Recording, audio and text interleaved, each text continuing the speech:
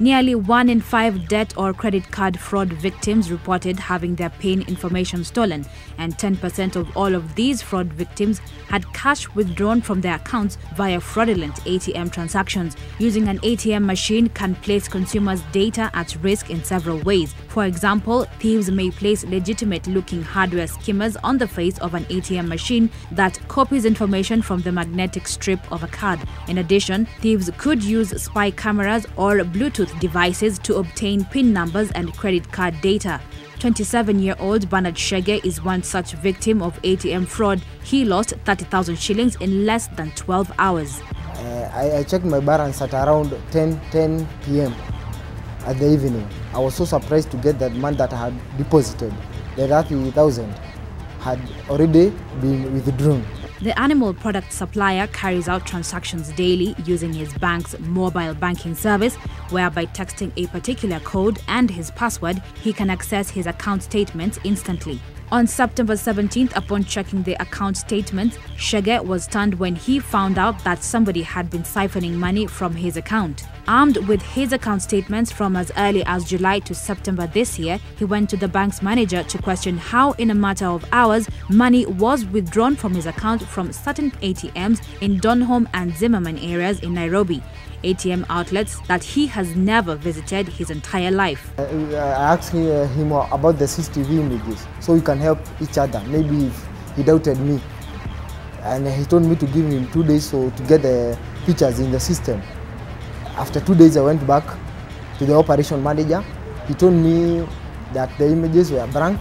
Most of these criminals get away with stealing money from your ATM, and this is because our laws on financial crimes like fraud are basically useless. The fraudsters know that they stand a better chance of getting caught in those countries, whereas in Africa we don't have the legislation. And so despite the alarming increase in the number of such fraud cases, banks never want these incidences to come to the surface, since they thrive on maintaining a clean reputation. Understandably, because a good reputation attracts trust and loyalty from customers. They will share sometimes information when the case becomes a police matter, when it does get to the media through other channels. However, fraud experts say that banks need to form a risk watch body through which they can share information among themselves and with the public, as is already happening in South Africa, this in order to tame the worrying trend. SABRIC, it's the South African Banking Risk Information Centre, and they produce documents for the public where all the banks have their logos and their IDs on it. Some banks have already started warning their customers about card scheming by putting up posters like this one near the ATM machine, where you're told about card scheming, how to spot a scheming device, and what to do after that. Most importantly, cover your hand as you punch in your PIN number. If they can't get your PIN number, they can't do anything to your account. You're like in a restaurant and you're paying for a meal. You don't hand your credit card to the waiter and let him walk away with it.